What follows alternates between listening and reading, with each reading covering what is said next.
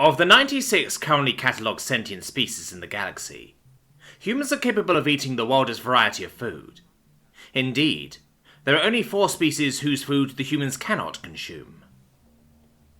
The Malora and Tideki are silicoids, and therefore don't consume carbon-based foods. The Trelori are an arsenic-based plant lifeform, and get their nutrients from the ground and air. Plus, they cannot breathe usual atmosphere, making them unable to attend human food gatherings anyhow. The final one is the hive mind of the Oblix, who process everything into a bland nutrient paste in their digestive sacs, and make catering a diplomatic banquet they're attending a completely pointless exercise. I say this because I wish to impart upon you some wisdom as you leave for university. Befriend a human cook. You will be shown all the wonders of the culinary world. You've already seen what a skilled human cook can do throughout your life. My bond brother Isaac's cooking at every gathering is a testament to their skills, but I want to tell you a story that I hope will impress upon you the importance of such food. Around 4 of what the humans call decades ago, I joined the same university you're going to. Alongside me were those who I now call my bond brothers: Isaac, a human; TK, a Sufleni, who you met at your aging ceremony; a Rooktel, a Lenetok who sadly died a few lunar cycles before you and your sister were born. All 4 of us were put in an apartment together, strangers hoping to start our adult lives and reinvent ourselves. It made sense why we were paired up. We were all roughly of similar size and mass, and our species' diets were all omnivorous. Introductions were made, and chores were divided, but when it came to cooking, the bickering began. While my family had never emphasized the culinary arts, the other 3 had, and Isaac insisted that regardless of skills, we should all share the burden. Indeed, he had a point.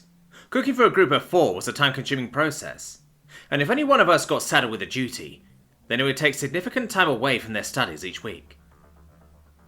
And so it was the first night Rooktel made us a beautiful-looking dish of meat and simple vegetables, his culture called a telakata, or hunter stew.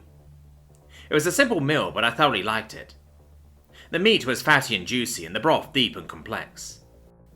Isaac also gave his enthusiastic approval of the dish. Takei, however, had to be given an emergency tracheotomy with a chef's knife and a metal straw, and then rushed to the nearest hospital. Rooktel had failed to properly research his ingredients, and accidentally gave our new friend an allergic reaction that almost suffocated them.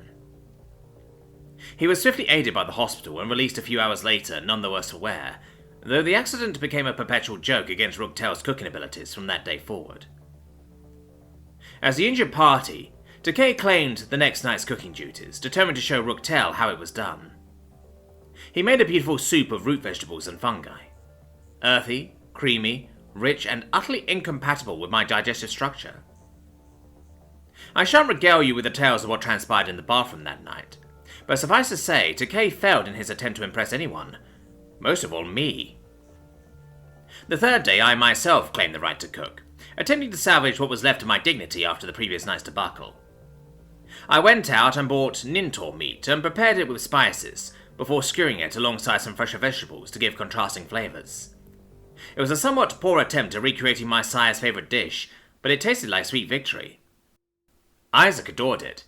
Takei had 4 helpings, and even Rooktel had nothing but positive things to say. As I had not cooked much prior, I felt very accomplished, and hopeful that I could carry my weight.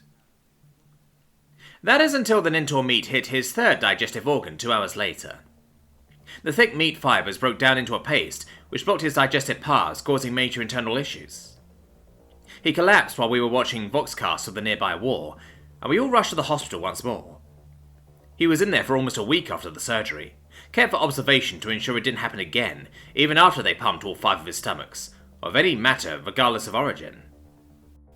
On the bright side, he could finally give his brother back the 12 credits he lost when they were children. After an entire week of debacles, Isaac had had enough. He called us into the main room and lectured us for over 2 hours on our conduct, our improper research into dietary restrictions, our inconsiderate thinking towards our friend's health, and above all our idiocy at the assumption just because one of us can consume something meant all could surely do so. He announced that he would be taking over the cooking duties indefinitely, or until we proved ourselves considerate enough to be let back into his kitchen. He also announced a requirement that we pay a quarter of our paychecks into a communal fund he'd draw from for the dorm's meals. We blustered and argued, but he neatly skewered every counter we could come up with, until we were forced to accede to his demands. From that day on, the kitchen was his, and his alone. That first night he tossed small red balls into a pan, mashed them flat, blended them together with 3 kinds of leaves, fungi, a couple of white balls he sliced into pieces. He stewed that alongside dozens of thin strands of dough, adding water to keep it sauce-like. The resulting dish looked like the aftermath of Decay's cooking, but the smell was incredible. And the taste! It almost sent Rugtel into shock from flavour overload. All of us agreed that Isaac would be the cook, and after that night we not only put a quarter of our meagre part-time salaries into that fund, but kept an eye out for interesting ingredients Isaac might like. As we gradually got better jobs, the quality of the food increased, and even after some of us graduated and entered the professional world, we stayed together. For 17 full cycles we feasted every night on meats, vegetables, fruits, and treats, the likes of which we had only ever dreamed of. Isaac deeply researched every ingredient he used to ensure we could all consume what he made, even learning to exploit allergic reactions to things to create spicy dishes that didn't use the deadly capsaicin. After a few lunar cycles of this, he changed his study goal to the culinary arts, eventually pioneering the field we now know as multi-species compatible cooking, which he earned a doctorate off the back of. Yes, my foolish human friend who can't grill Nintor meat to save his life is a doctor of cooking every species food. The irony of it never ceases to make us both laugh. He keeps trying though, saying he'll conquer it one day. Over the many full cycles I've known him, I've been a diplomat, a friend, a sire, a bond brother. I've mourned the loss of friends and celebrated the gaining of new ones. It was at one of his gatherings I met my mate, another Hiberni, come to taste the food of the human, who could apparently make our food just as good as we could. I tell you all this, my son, because I know you and your sister are going to be living alongside Isaac's daughter, Bella. Bella is following in her father's footsteps very closely, and she has the skills to rival her sires, so keep her close. You and Miatori will enjoy every delight of the culinary world with Bella by your side, but don't be like we were. We hogged Isaac and his talents to ourselves far too often, but such arts are meant to be shared. So when Bella inevitably has people over, desperate to try her cooking, don't complain too much. Enjoy their company and make friends galore, and you may end up with bond siblings of your own.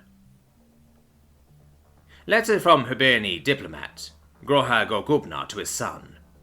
Now housed in the Miatori Bella Museum of Hiberni Human Relations, for all to see where our nation's centuries-long friendship began.